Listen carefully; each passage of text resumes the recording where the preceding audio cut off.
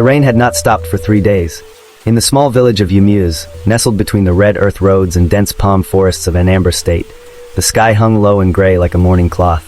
Water poured from the heavens in sheets, turning the narrow pathways into rivers of mud, and the air itself seemed to weep. Inside a small compound with cracked cement walls and a rusted zinc roof, 12-year-old Adanna sat on the edge of her mat, listening. Not to the rain, she had grown tired of its endless drumming, but to the silence beneath it. The terrible, heavy silence that filled the spaces between her mother's coughs. The coughing had started 6 months ago.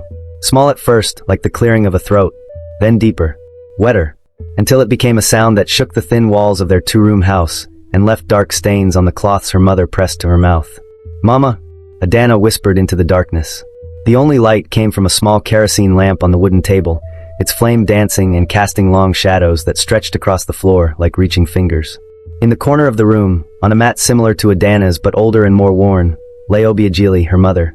Obiageli's breathing was shallow, each inhale a struggle, each exhale a small surrender.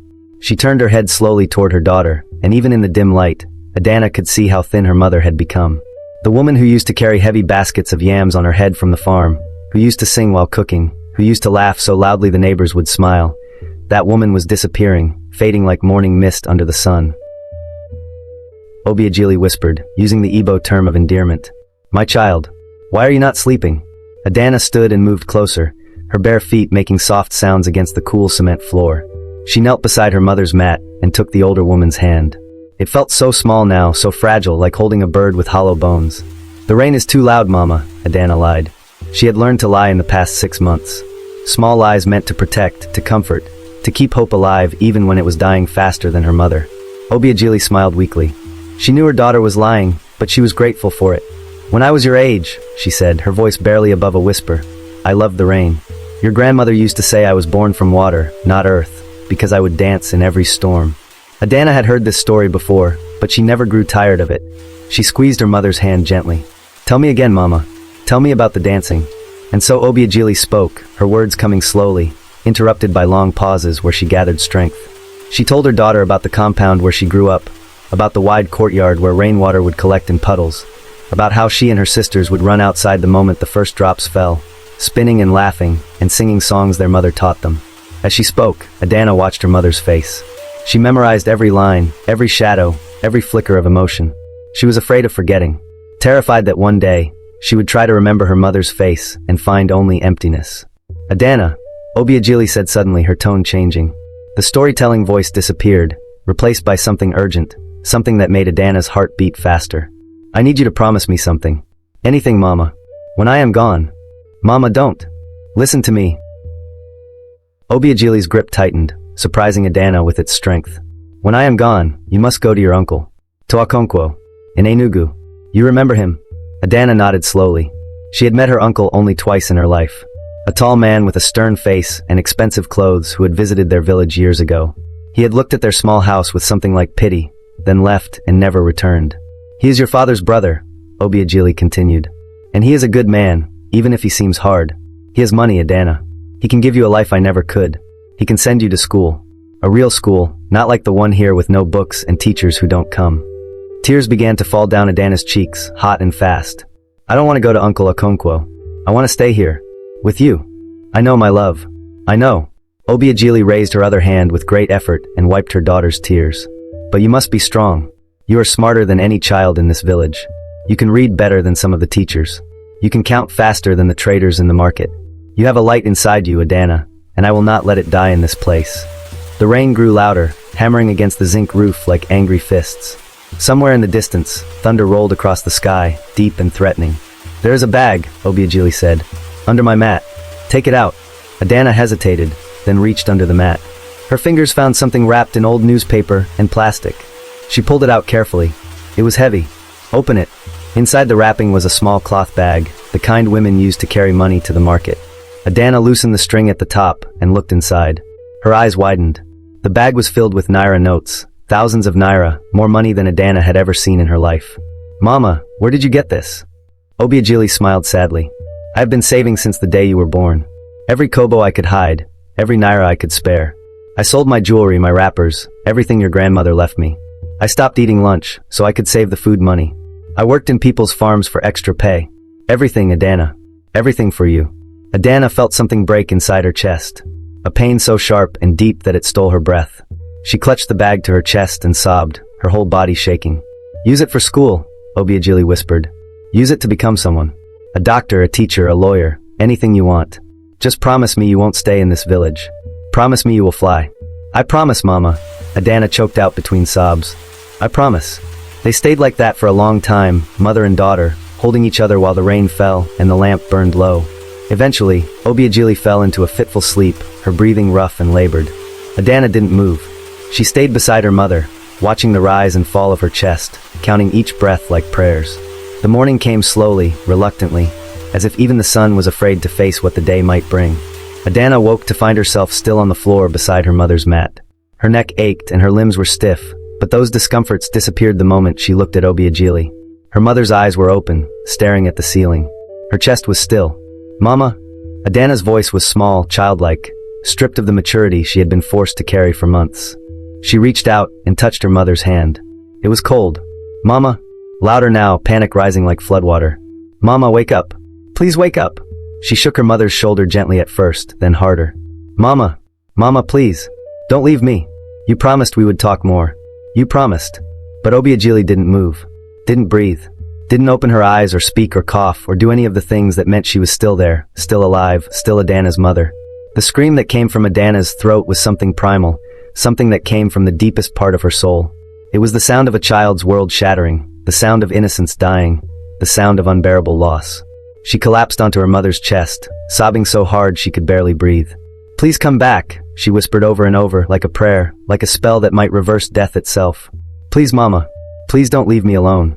The rain had stopped. Outside, the morning birds began to sing, oblivious to the tragedy unfolding in the small house with cracked walls and a rusted roof. It was Mama Chitty, the neighbor, who found them. The old woman had come to borrow some salt and heard the crying from outside.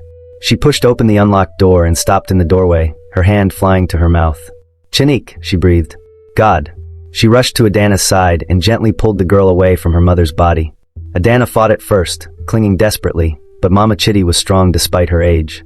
Let her rest, child, the old woman said softly, tears streaming down her weathered face. Let her rest now. Her suffering is over. But I'm not ready. Adanna cried. I'm not ready for her to go. We are never ready, Mama Chitty said, holding Adanna close as the girl wept. We are never ready to say goodbye to the ones we love. Within an hour, the news had spread throughout the village like wildfire. Women began to arrive, dressed in their dark wrappers, their faces solemn. They came with candles and incense, with food and kind words, with tears of their own. They prepared Obiageli's body, washing it with care and dressing it in her best wrapper. They sang mourning songs in Igbo, old songs passed down through generations, songs that spoke of life and death and the journey of the spirit. Adanna sat in the corner of the room, watching everything as if from far away. She felt disconnected from her own body, floating somewhere between the world of the living and whatever place her mother had gone to. People spoke to her, touched her shoulder, offered her food she couldn't eat. She nodded when expected to nod, but heard nothing, felt nothing except the enormous emptiness that had taken up residence in her chest where her heart used to be. The burial happened quickly, as was the custom. In the village cemetery, under a mango tree that Obiageli used to rest under on her way home from the farm, they laid her to rest. The pastor said words about eternal life and peace, and seeing loved ones again in heaven. Adanna wanted to believe him, but the hole in the ground looked so final, so permanent. As they lowered the simple wooden coffin into the earth, Adanna felt her legs give out. Mama Chitty caught her, held her up, whispered comforting words that meant nothing. I wasn't ready, Adanna whispered again, to no one and everyone. I wasn't ready. The days after the burial blurred together like watercolors in rain. Adanna moved through the house like a ghost, touching her mother's things with trembling fingers. The wrapper Obiageli wore on Sundays. The wooden spoon she used to stir soup. The comb she ran through Adanna's hair every morning, singing softly. Everything was still there, but everything was empty. Objects without purpose. Memories without a future. On the third day after the burial, Mama Chitty came to find Adanna sitting in the doorway, staring at nothing. Child, the old woman said gently, we need to talk about what happens now. Adanna looked up slowly. Her eyes were red and swollen, her face gaunt. She had barely eaten since her mother died. You cannot stay here alone, Mama Chitty continued, sitting down beside her. You are too young. You have no other family in this village. My mother told me to go to her brother, Adanna said, her voice hoarse from crying. Uncle Okonkwo, in Enugu. Mama Chitty nodded slowly. That is good. You have family. You will be taken care of. But Adanna didn't feel good about it.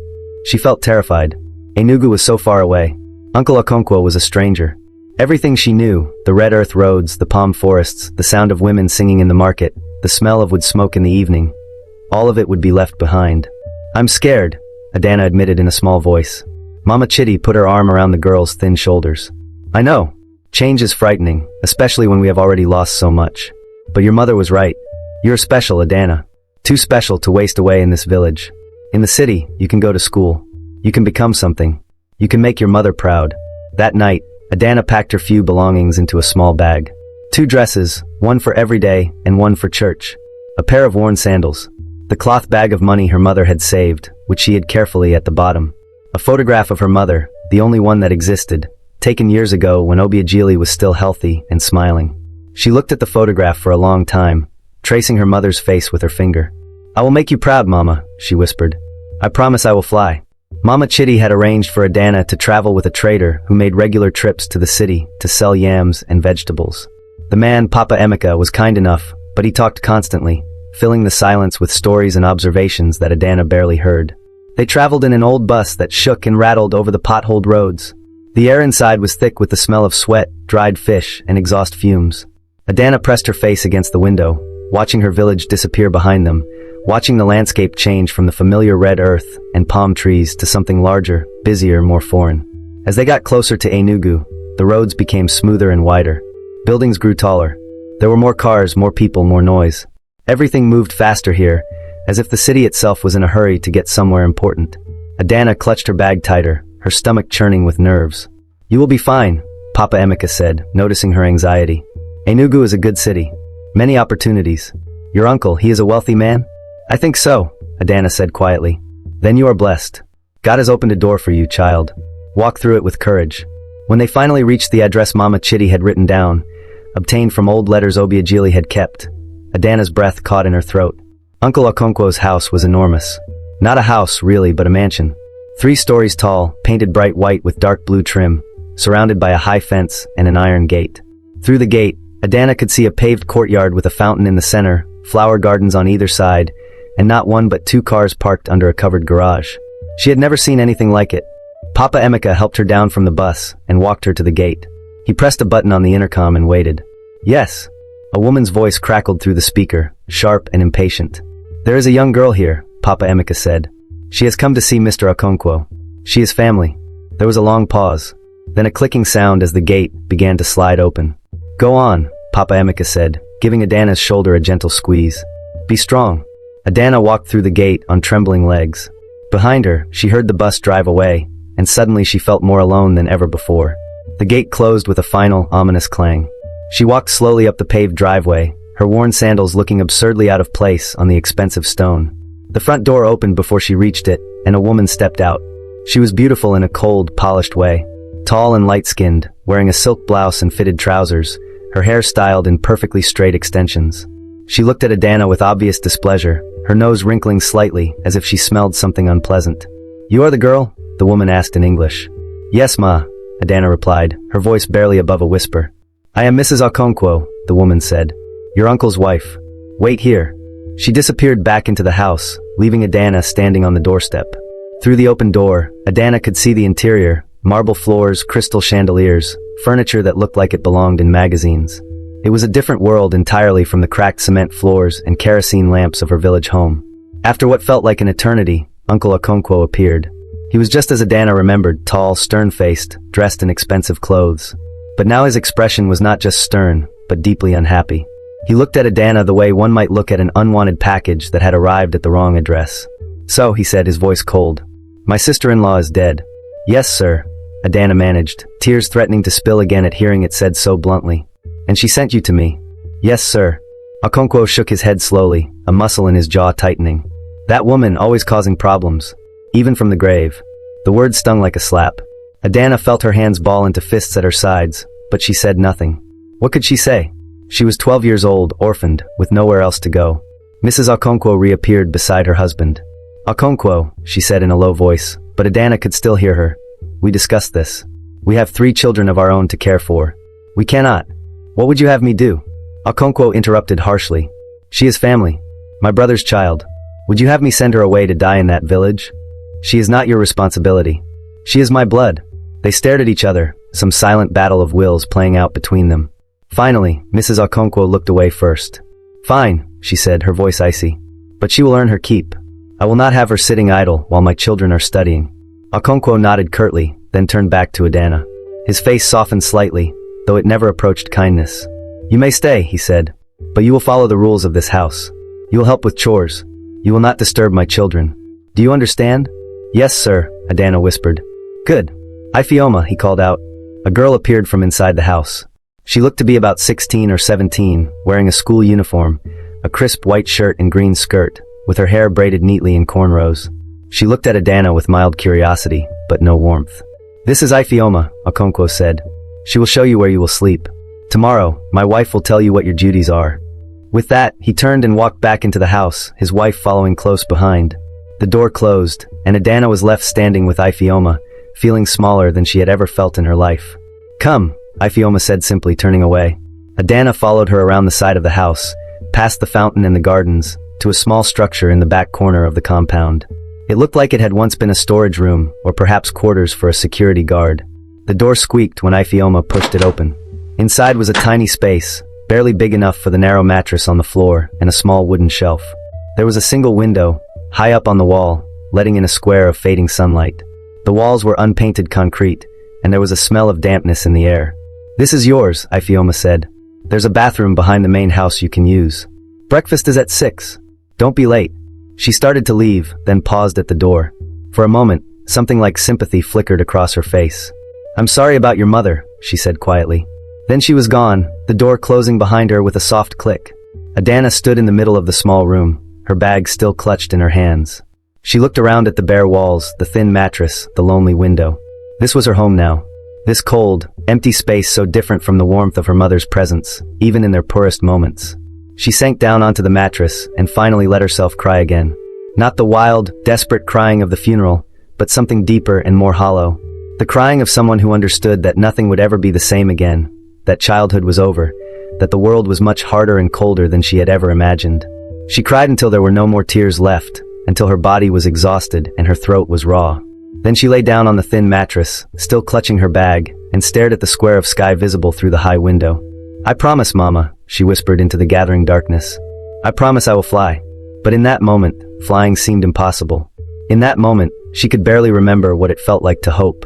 The rooster's crow woke Adanna before dawn. For a confused moment, she forgot where she was. She reached out instinctively for her mother, expecting to feel the familiar warmth beside her. Her hand found only empty air, and the memory crashed back over her like a wave. Her mother was gone. She was in Enugu. She was alone. She sat up quickly, her heart racing. The small room was still dark, the square of sky through the window just beginning to lighten from black to deep purple. She had no clock, no way to tell the exact time, but she remembered Ifioma's words. Breakfast is at 6. Don't be late. She stood up, her body stiff from sleeping on the unfamiliar mattress, and realized she had fallen asleep in her clothes. She opened her bag and pulled out her other dress, the church dress, slightly nicer, with fewer patches. She changed quickly in the darkness, then used some water from a bucket she found outside her door to wash her face and hands. The cold water shocked her awake, made everything feel more real and immediate. She braided her hair as best she could without a mirror, her fingers moving through the familiar motions her mother had taught her years ago. The memory of Obiagili's gentle hands braiding her hair made her chest tighten, but she pushed the feeling down. There would be time to grieve later. Right now, she had to be strong. She made her way to the main house as the sun began to rise, painting the sky in shades of orange and pink. The compound looked different in the morning light, even more beautiful but also more intimidating. Everything was so clean, so orderly, so perfect. She felt like a smudge of dirt on a white cloth. The back door to the house was open, and she could hear sounds from inside, pots clanging, water running, voices speaking in low tones. She approached slowly, unsure whether to knock or simply enter. The decision was made for her when Mrs. Okonkwo appeared in the doorway, already dressed impeccably despite the early hour. She looked at Adanna with the same expression of distaste from the day before. You're late, she said sharply, though Adanna couldn't have been more than a few minutes past 6. Come inside. Adanna followed her into a large, modern kitchen that seemed to shine with cleanliness. Stainless steel appliances, granite countertops, cabinets full of dishes and food. It was more wealth concentrated in one room than existed in all of Yumu's village. This is Ngozi, Mrs. Okonkwo said, gesturing to a middle-aged woman stirring a pot on the stove. She is the cook and housekeeper. You will help her with her duties. Whatever she tells you to do, you do it immediately and without complaint. Do you understand? Yes, Ma, Adanna said quietly. Ngozi turned from the stove and looked at Adanna. Her face was kind, weathered by hard work and time, with deep smile lines around her eyes. She nodded at Adanna with something that might have been sympathy. First, Mrs. Okonkwo continued, you will set the table for breakfast. Then you will clear and wash all the dishes. After that, Ngozi will give you other tasks. You will work hard, Adanna, because nothing in this life is free. My husband may feel obligated to give you shelter because of blood ties, but you will earn your place here. She paused, her eyes narrowing. And understand this, my children are not your playmates. They have studies to focus on, futures to prepare for. You will not distract them with village stories or requests to play. Is that clear? Each word felt like a small cut, but Adanna kept her face neutral. Yes, Ma. Good. I will be watching you. With that, Mrs. Okonkwo swept out of the kitchen, leaving behind the heavy scent of expensive perfume and the weight of her expectations. Adanna stood there, not knowing what to do, until Ngozi spoke softly in Igbo. Don't worry, NWA. She is hard, but if you keep your head down and work well, it will be okay. Ngozi showed her where the plates and utensils were kept, how Mrs. Okonkwo liked the table set. Forks on the left, knives and spoons on the right, water glasses at the top. Everything had to be perfectly aligned, perfectly clean. Adanna's hands shook slightly as she worked, afraid of making a mistake, of breaking something expensive, of giving Mrs. Okonkwo another reason to look at her with disgust. As she worked, the family began to gather in the dining room. She heard their voices before she saw them, casual conversation, laughter, the sounds of people who felt comfortable and secure in their world. She carried in a platter of eggs and toast, keeping her eyes down as Ngozi had advised. But curiosity made her glance up briefly, and she saw the Okonkwo children for the first time. There was Ifeoma, whom she had met the night before, now wearing a different school uniform. Beside her sat a boy who looked about 14, wearing the uniform of what must have been an expensive private school, sharp blue blazer, striped tie, polished shoes. He was absorbed in a tablet, barely acknowledging the food being placed before him. The youngest was a girl, maybe 10 years old, with her hair styled in elaborate braids with beads on the ends that clicked when she moved her head. She wore a uniform similar to her brother's, only in a dress style, and she watched Adanna with open curiosity. Mama, the young girl said, who is she? Someone who is helping Ngozi, Mrs. Okonkwo said dismissively. Eat your breakfast, Chidinma. You have exams this week. Adanna retreated to the kitchen, her face burning. She wasn't introduced as family, as their cousin. She was just someone helping. A servant. Nothing more. Through the rest of breakfast, she moved in and out of the dining room, bringing more food, refilling water glasses, trying to be as invisible as possible. She watched them eat the meal she had helped prepare. Eggs, toast with butter and jam, fresh fruit, yogurt, orange juice. More food than she used to see in a week back home. Her own stomach growled quietly, but she said nothing. After the family left, Uncle Okonkwo to his office in one of the cars, the children driven to school by a man Ngozi called the driver, and Mrs. Okonkwo to somewhere upstairs. Adanna and Ngozi were left to clean up. The pile of dishes seemed enormous. Adanna stood at the sink, washing each plate carefully while Ngozi dried and put them away. They worked in companionable silence for a while, the rhythm of the task somewhat soothing. You are from a village? Ngozi finally asked in Igbo. Yes, Ma. Yumia's. In Anambra. Ngozi nodded. I am from a village too. Abia State. I came to the city 20 years ago, looking for work. She paused, then added gently. Your mother, she passed? Adanna's hands stilled in the soapy water. Yes, Ma. 1 week ago. Ndu, Ngozi said softly, the Igbo word of sympathy. It is a hard thing, to lose your mother so young. My own mother died when I was 15. I understand your pain. Tears threatened again, but Adanna blinked them back. She couldn't afford to cry, not here, not now. Thank you, Ma. They continued working, and slowly, carefully, Ngozi began to teach Adanna the ways of the house. Where everything belonged, how Mrs. Okonkwo liked things done, which tasks needed to be completed each day. The list was long, cleaning laundry, helping prepare meals, dusting, mopping, organizing. You will be tired at first, Ngozi said, but your body will adjust. And remember, hey, this is not forever. You are young. You are smart. I can see it in your eyes. Learn what you can, save what you can, and one day, you will leave this place and make your own way. Mrs. Okonkwo said I cannot go to school, Adanna said quietly, the reality of it hitting her fresh. She said I am here to work. Ngozi's face hardened. That woman, she has a heart of stone. But your uncle, he is not as cold. Perhaps, in time, you can speak to him. Plant the seed of the idea. Be patient. But patience felt impossible when every part of Adanna ached to learn, to grow, to become someone her mother could be proud of. She thought of the money hidden in her bag, her mother's life savings meant for school fees. What good was it now if she wasn't allowed to study? The days began to blur together into a rhythm of work and exhaustion. Adanna woke before dawn, worked until late at night, and fell onto her thin mattress too tired to do anything but sleep. Her hands, soft from childhood, became rough and calloused. Her body, thin before, became even thinner, as she often ate only what was left over after the family finished their meals. But she learned.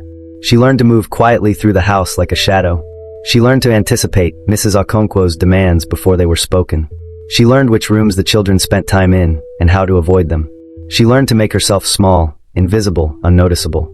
The only brightness in her days came from Ngozi, who treated her with kindness and taught her not just how to clean and cook, but shared stories from her own life, wisdom collected over years of hard work.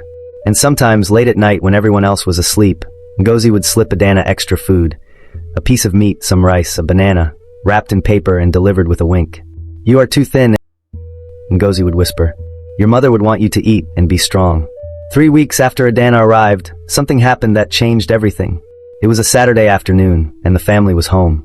Adanna had been tasked with cleaning the upstairs rooms while the children were studying. She worked carefully in Chidimma's room, dusting the shelves filled with books, so many books, and straightening the desk covered with notebooks and colorful pens. As she dusted, she couldn't help but look at the book spines.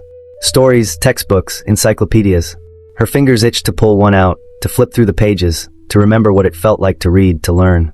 Back in her village school, before her mother got sick, she had been the best reader in her class. The teacher used to let her borrow books overnight, and she would stay up by lamplight, devouring every word. She was so lost in looking at the books that she didn't hear Chidimma enter the room. "What are you doing?" Adanna jumped and spun around, her heart racing. Chidimma stood in the doorway, her arms crossed, her expression curious rather than angry. "I'm sorry, Ma," Adanna stammered, using the respectful term even though Chidimma was younger. "I was just cleaning. I didn't touch anything." "You were looking at my books," Chidimma said, walking further into the room. She picked up one from the desk, a mathematics textbook. "Can you even read?" The question stung, but Adanna kept her voice level. "Yes, Ma. I can read." Chidimma's eyebrows rose. "Really? Prove it." She opened the textbook to a random page and held it out.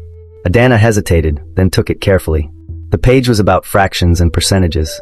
She read the example problem aloud, her voice clear and steady, pronouncing each word correctly. When she finished, she looked up to find Chidimma staring at her with wide eyes. "You read better than some people in my class," Chidimma said, a note of surprise in her voice. "Where did you learn?" "In school, Ma. Before I came here." "And can you solve this?" Chidimma pointed to one of the practice problems at the bottom of the page. Adanna looked at the problem. It was about calculating percentages of a total amount. She thought for a moment, working through the steps in her head the way her mother had taught her when they used to calculate prices at the market. 75% of 400 is 300, Adanna said. Chidimma checked the answer key at the back of the book. Her eyes widened further. "You're right. How did you do that so fast?" "My mother taught me," Adanna said softly. "She said numbers were important. That if you understood numbers, no one could cheat you." Something shifted in Chidimma's expression. The spoiled, privileged girl, who had barely acknowledged Adanna's existence, seemed to see her for the first time as an actual person, not just a servant. That's actually very smart," Chidimma said slowly. She sat down on her bed, still holding the textbook, looking at Adanna with new eyes. "You know, I struggle with math. My teacher says I don't apply myself, but really, I just don't understand it. The way she explains things doesn't make sense to me." Adanna said nothing, unsure where this conversation was going. "Could you?" Chidimma hesitated, then continued. "Could you help me? Study with me? I have a big exam on Monday, and if I fail, my mother will be so angry." Adanna's heart began to beat faster. This felt dangerous somehow, like crossing a line that had been firmly drawn. "Your mother said I shouldn't disturb you children with." "My mother doesn't have to know," Chidimma interrupted. "She's at her friend's house for a party. She won't be back until tonight. Please? I'm desperate." Adanna looked at the young girl, this child who had everything Adanna had dreamed of, who took for granted the education and opportunities that seemed impossibly out of reach. Part of Adanna wanted to refuse out of pride, out of hurt. But a larger part, the part that loved learning, that missed school with an ache like hunger, couldn't resist. "Okay," she said quietly. "I'll help you." They spent the next 2 hours sitting on Chidimma's floor, the textbook spread between them. Adanna explained fractions and percentages, using examples that made sense, dividing up money, sharing food, calculating change. She drew pictures to illustrate concepts, used small objects from around the room as visual aids. And Chidinma, for all her privilege, was not stupid. She was just learning in a way that didn't work for her. With Adanna's patient explanations and different approach, she began to understand. Her face would light up each time something clicked, and she would work through a problem successfully. "You're an amazing teacher," Chidinma exclaimed after solving a particularly difficult problem on her own. "Better than Miss Okafor at school. Why aren't you in school yourself?"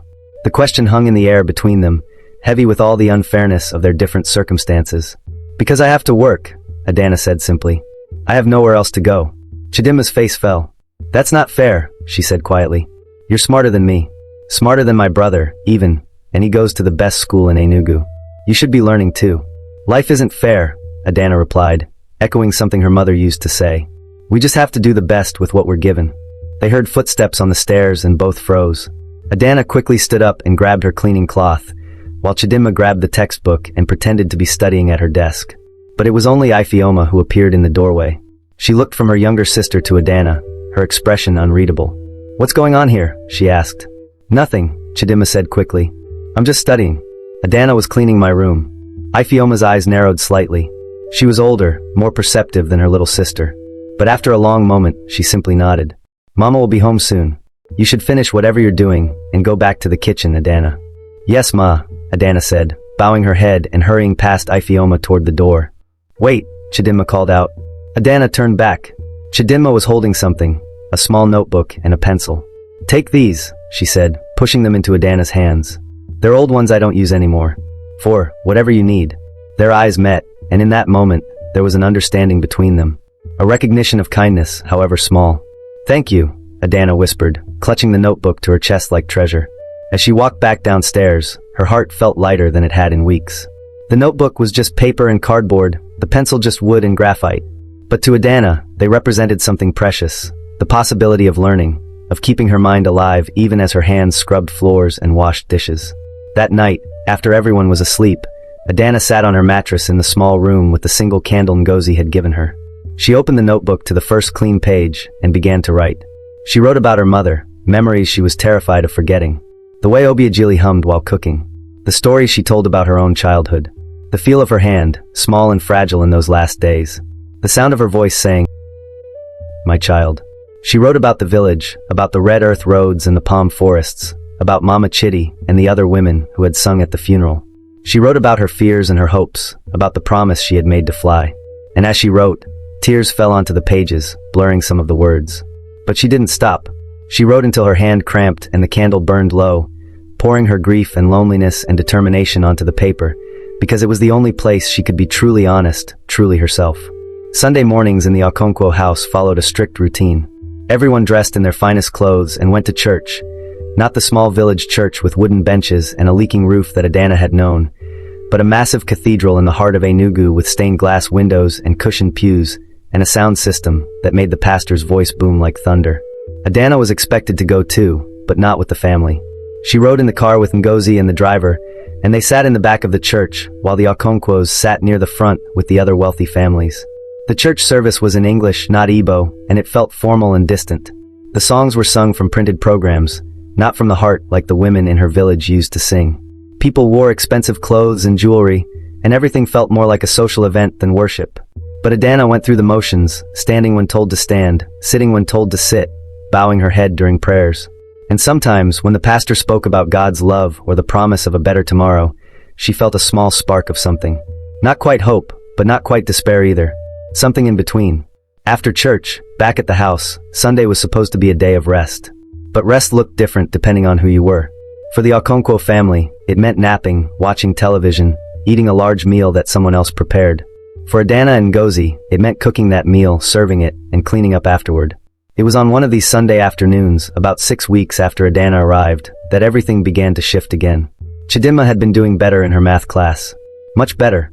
She had scored high marks on her last 2 exams, and her teacher had sent home a note praising her improvement. Mrs. Okonkwo was pleased, taking credit for forcing Chidinma to study more seriously. But Chidinma knew the truth. She had been sneaking upstairs to find Adanna in the evenings, when their mother was busy with her social commitments and their father was working late. Adanna would explain concepts, help with homework, make learning feel less like torture and more like solving interesting puzzles. They had developed a secret routine, and with it, a tentative friendship. Chidinma would ask questions about the village, about what life was like for Adanna before. And Adanna, slowly, carefully, would share small pieces of her story, leaving out the hardest parts, the most painful memories. On this particular Sunday, after the meal was served and Adanna was in the kitchen washing dishes, Chidinma appeared in the doorway. Ngozi had gone to her own small room to rest, so they were alone. "Adanna," Chidinma said quietly, "can I ask you something?" Adanna dried her hands on a towel. "Yes. Why doesn't my mother like you?" The question was so direct, so innocent in its honesty, that Adanna didn't know how to answer at first. How could she explain class and prejudice, and the way some people looked down on others simply because of where they were born or how much money they had? "I think," Adanna said carefully, "your mother didn't expect me to come here. She didn't plan for me. And sometimes people don't like things that disrupt their plans." "That's not fair," Chidinma said, echoing her words from weeks before. "You didn't choose for your mother to die. You didn't choose to come here." "No," Adanna agreed softly. "I didn't choose any of this." Chidinma was quiet for a moment, then said, "I heard my parents arguing last night. About you. Daddy said something about school, and Mama got very angry. She said you were here to work, not to study.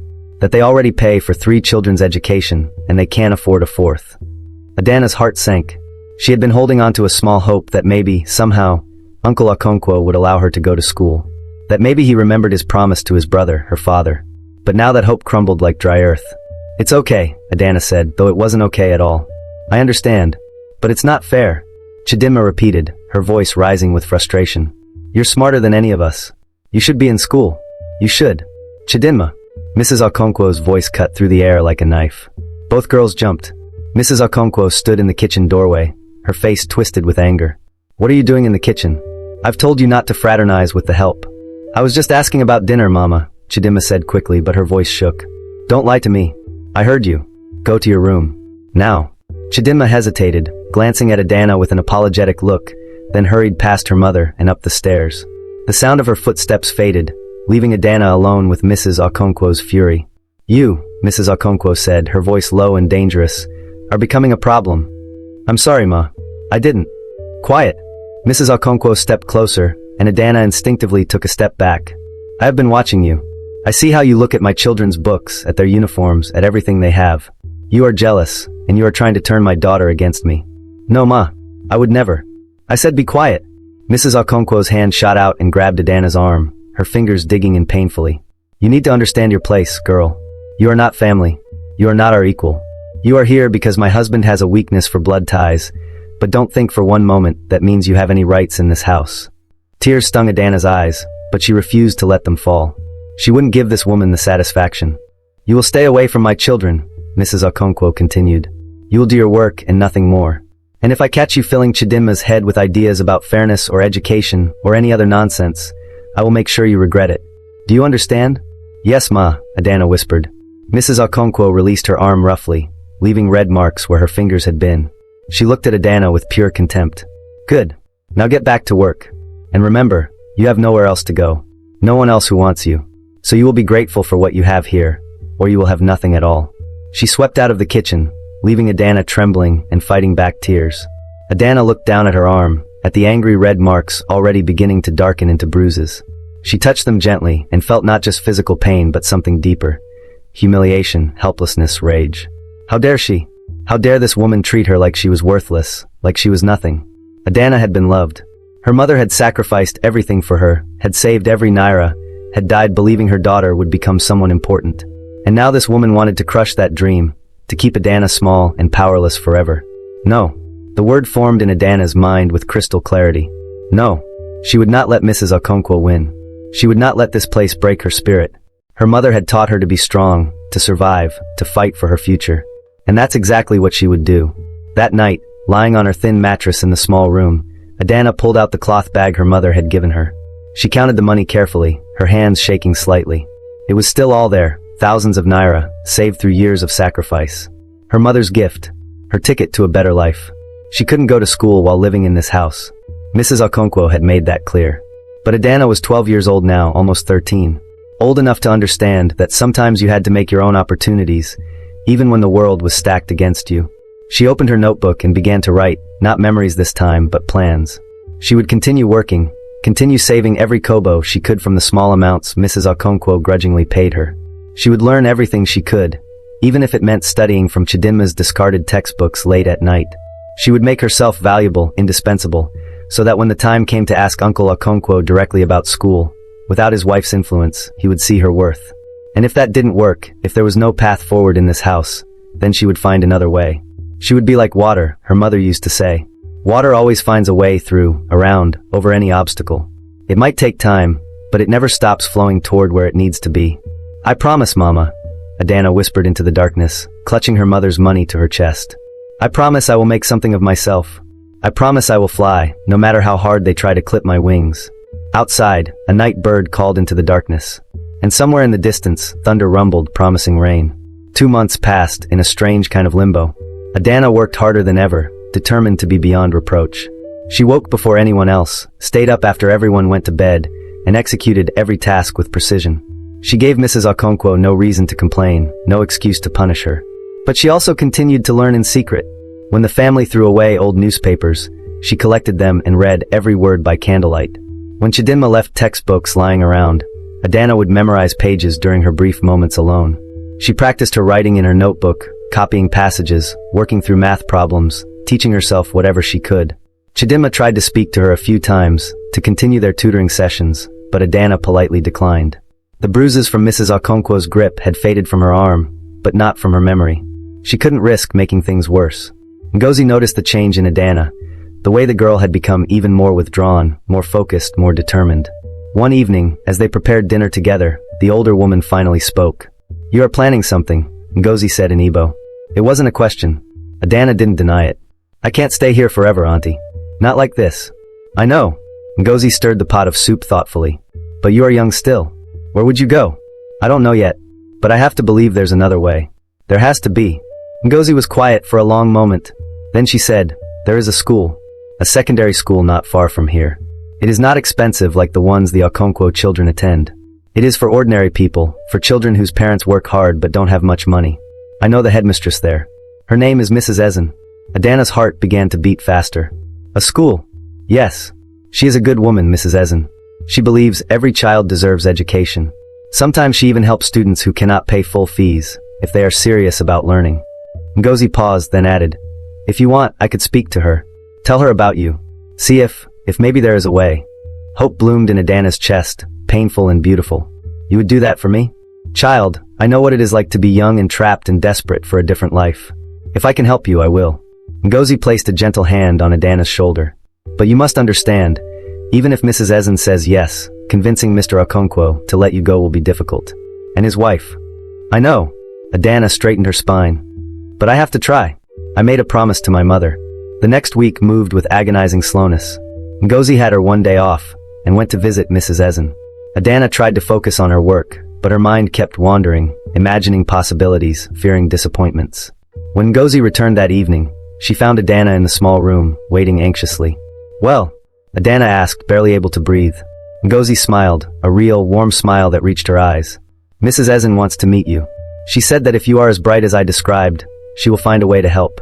There are scholarships sometimes for students who show exceptional promise, and the fees are much lower than the big private schools." Adanna felt tears spring to her eyes, but this time they were tears of something she had almost forgotten. Hope. Real, tangible hope. "But Adanna," Ngozi continued, her smile fading, "you must speak to Mr. Okonkwo yourself. You must ask him directly, without his wife present. Make him see you, really see you. Remind him of his brother, your father. Appeal to his sense of family honor. It is your only chance." "When?" Adanna asked. "How?" "Mr. Okonkwo works late on Thursdays. He comes home after everyone else is asleep. Perhaps you could wait for him? Speak to him then, when there are no other voices to influence him." It was risky.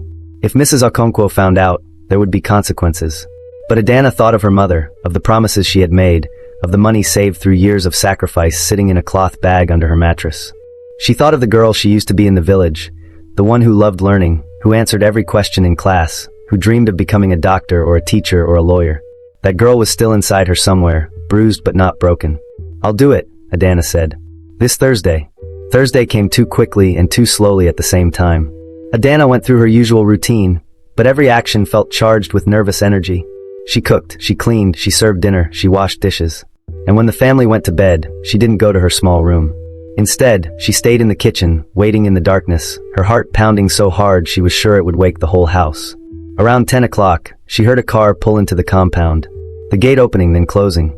Footsteps approaching. The back door opening. Uncle Okonkwo stepped into the kitchen, loosening his tie, looking exhausted. He reached for the light switch and froze when he saw Adanna sitting at the small table in the corner. "What are you doing awake?" he asked, not unkindly, just surprised. Adanna stood up quickly. "Uncle, please. I need to speak with you. Just for a moment."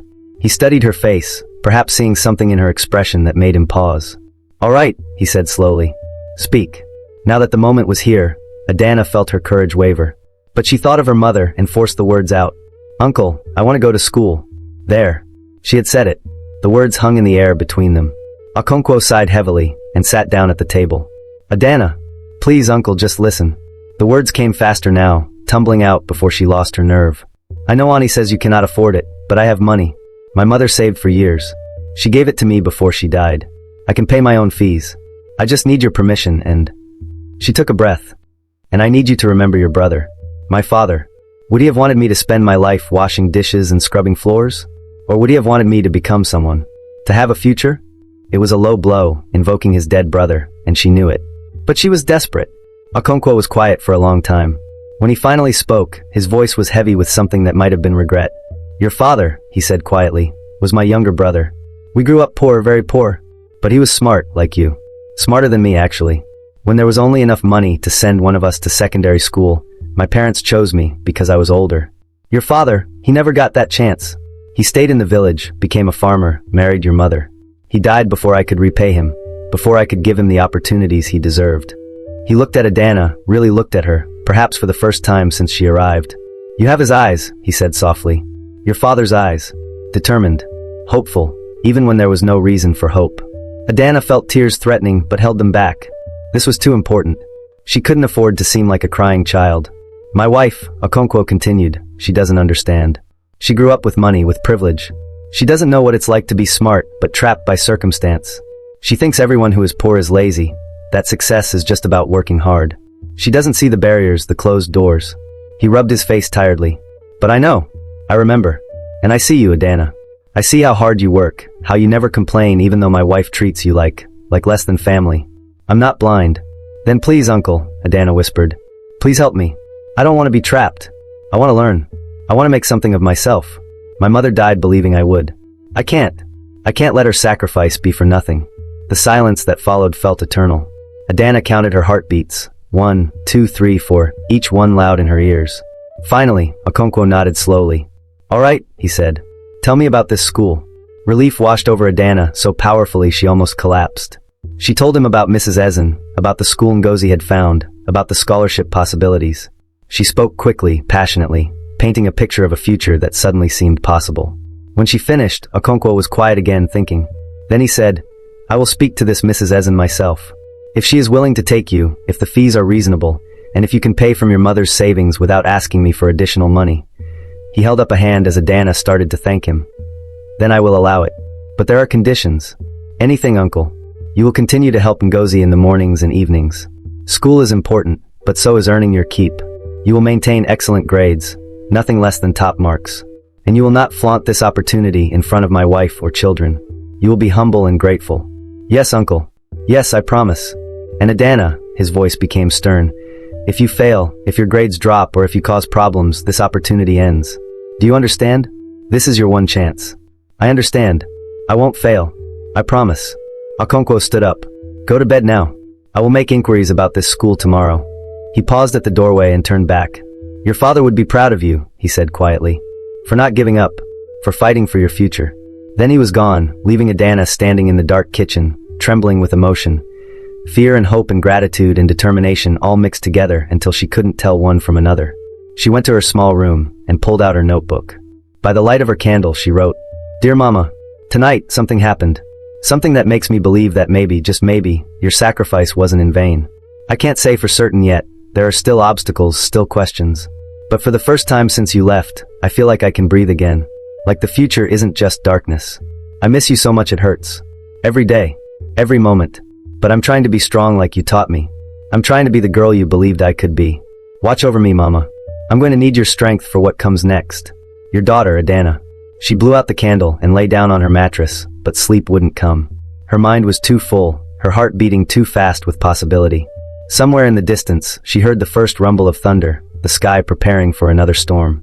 But this time, Adanna didn't mind the rain. Let it come, she thought. Let it wash away the old life and make way for the new. Let it water the seeds of hope that had been planted tonight. She touched the spot on her chest where her mother's pendant would have been, if she'd had won. Instead, she pressed her hand over her heart and whispered into the darkness. I will fly, Mama. I promise. I will fly. The next 2 weeks were a blur of secret preparations and barely contained anxiety. Uncle Okonkwo, true to his word, made contact with Mrs. Ezen. He visited the school one afternoon, inspected the facilities, spoke with the headmistress about curriculum and standards. When he came home that evening, he called Adanna into his study, a rare privilege that made her hands shake. The school is acceptable, he said simply. Not fancy, but serious about education.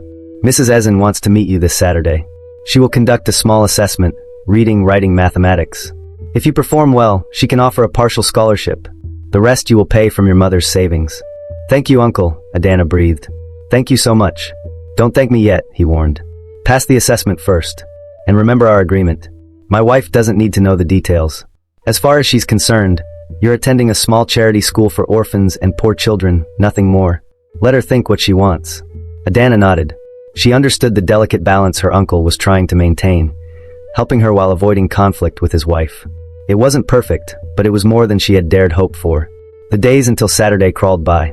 Adanna worked during the day, but at night, she studied with a desperate intensity. She reviewed everything she could find, old newspapers, Chidimma's discarded textbooks, anything with words or numbers. She wrote practice essays in her notebook, solved math problems until her eyes burned from the candlelight. Ngozi watched her with a mixture of concern and pride. Don't burn yourself out, child, she warned one evening. You need rest too. I can rest after the assessment, Adanna replied, not looking up from the textbook she was studying. This is too important. I have to do well. I have to prove I deserve this chance. On Saturday morning, Uncle Okonkwo drove Adanna to the school himself. Mrs. Okonkwo had taken the children shopping, another of her social obligations, so they were able to leave without awkward questions. The school was located in a modest neighborhood, far from the wealthy areas where the Okonkwo children attended their private academies. It was a 2-story building with peeling paint and a dusty courtyard, surrounded by a low fence. But to Adanna, it looked like the most beautiful place in the world. Mrs. Ezen met them at the gate.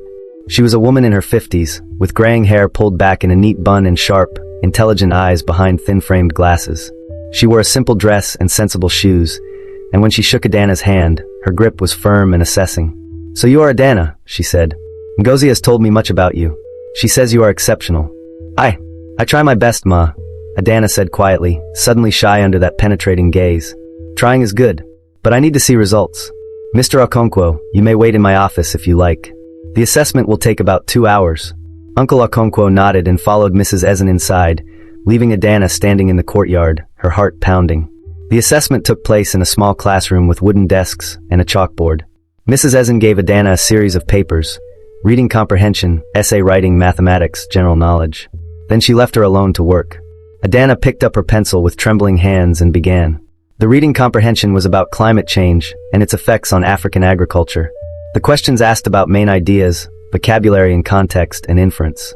Adanna read carefully, underlining key points the way her village teacher had taught her, then answered each question thoroughly. The mathematics section covered fractions, decimals, percentages, basic algebra, and geometry. Problems that would have challenged her months ago now felt almost familiar after all her secret studying. She worked methodically, checking each answer twice.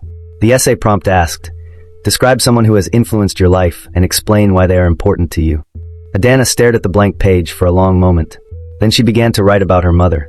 She wrote about Obiageli's strength and sacrifice, about the hands that worked until they bled to save money for education, about the woman who sang while cooking even when there was barely any food, about the mother who, even as she was dying, thought only of her daughter's future. The words poured out of Adanna like water from a broken dam. She wrote about loss and grief and determination.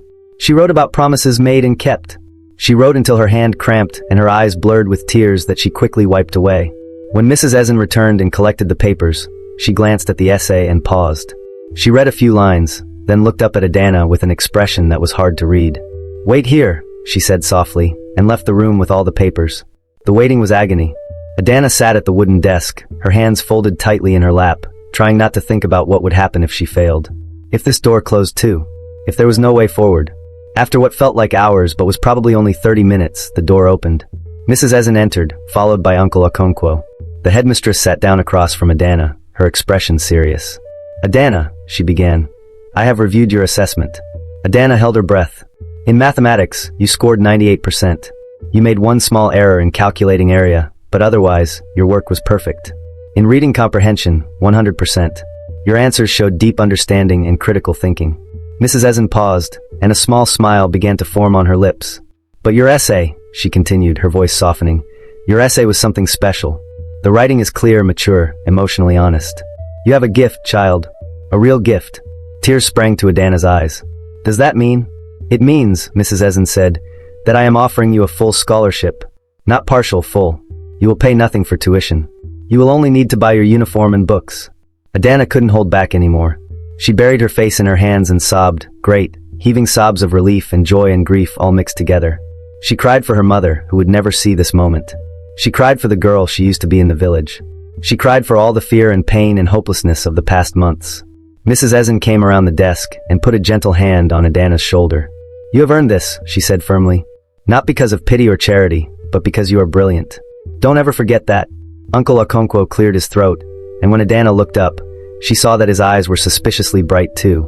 "Your father," he said gruffly, "your father would be very proud, as I'm sure your mother is, wherever she is." "Thank you," Adanna managed through her tears. "Thank you both so much." "Classes begin Monday," Mrs. Ezen said briskly, becoming businesslike again. "You will need 2 uniforms. We have a seamstress who makes them at a reasonable price. You'll need notebooks, pencils, a geometry set, and textbooks. I can provide a list." Monday. In just 2 days, Adanna would be a student again, would walk into a classroom, sit at a desk, learn and grow and become. The thought filled her with such fierce joy that she felt she might burst from it. As they drove home, Uncle Okonkwo was quiet for a while. Then he said, "You will need to continue helping Ngozi, and you will need to be discreet. My wife." He trailed off, not needing to finish the sentence. "I understand, Uncle.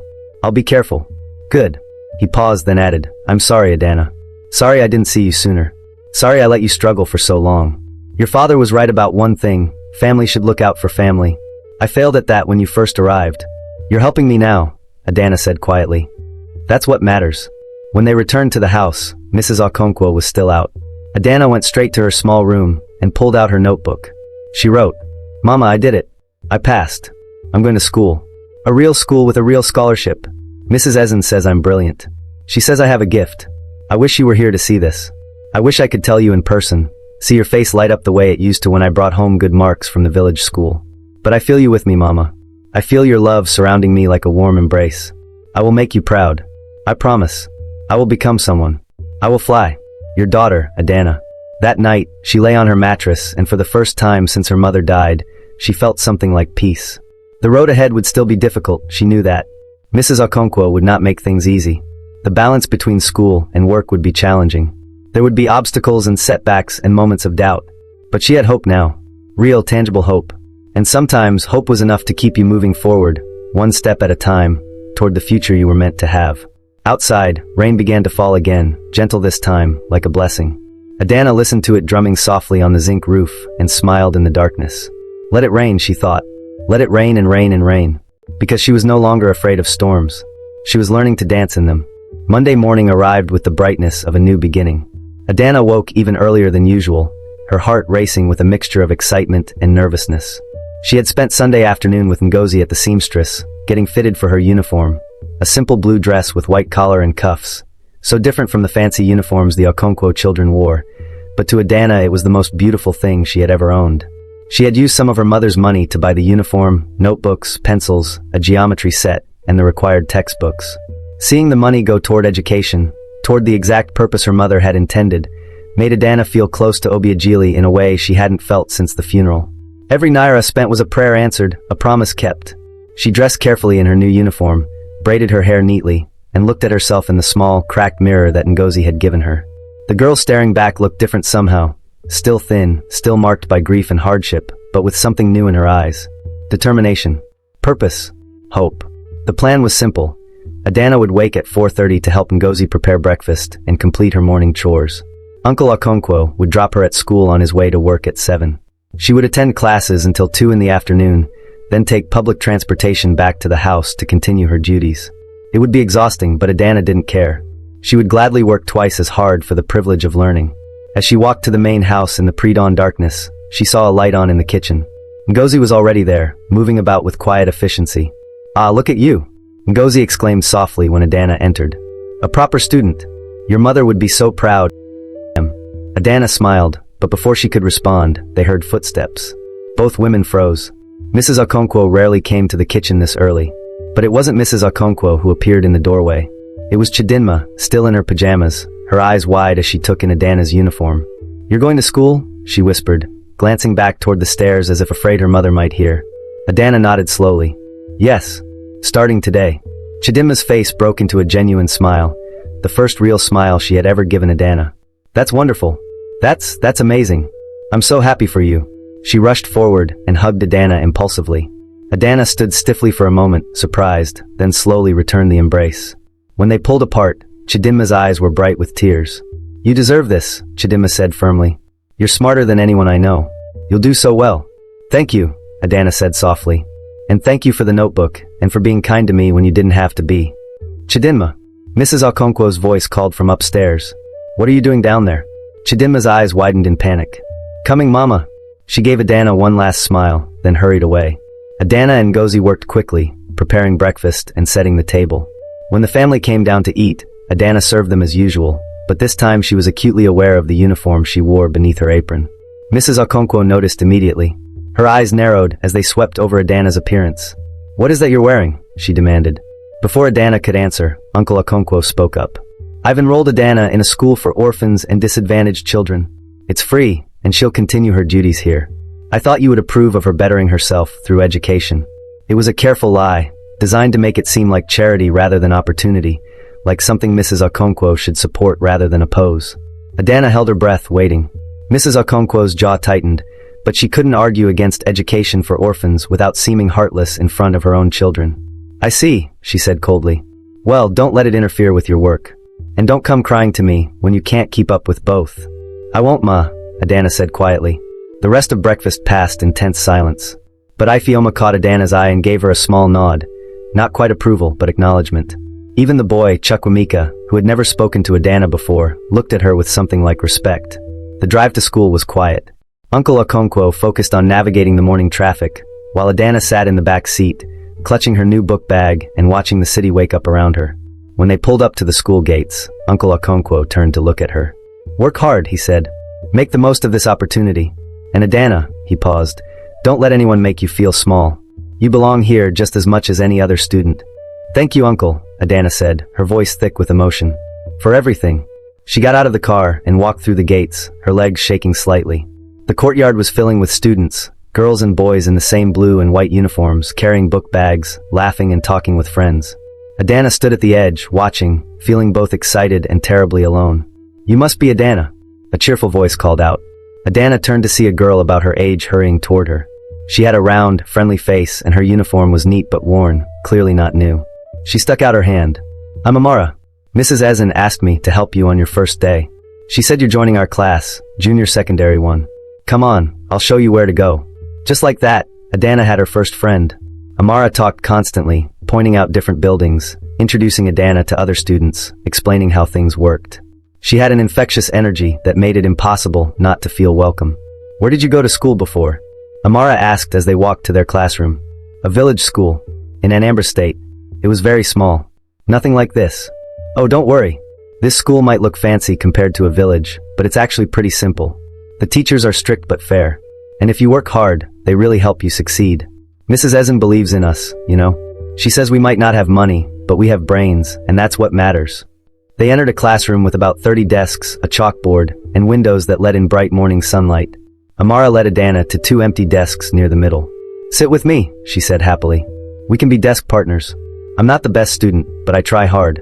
My parents are traders in the market. They work every day so I can come here. What about your family?" Adanna's chest tightened. "My mother died. I live with my uncle now." Amara's face immediately filled with sympathy. "Oh, I'm so sorry. That must be so hard." She reached over and squeezed Adanna's hand. "But you're here now. You're gonna do amazing things. I can tell. Before Adanna could respond, a teacher entered the room, a tall man with glasses and a serious expression. Everyone quickly found their seats and fell silent. Good morning, class, the teacher said.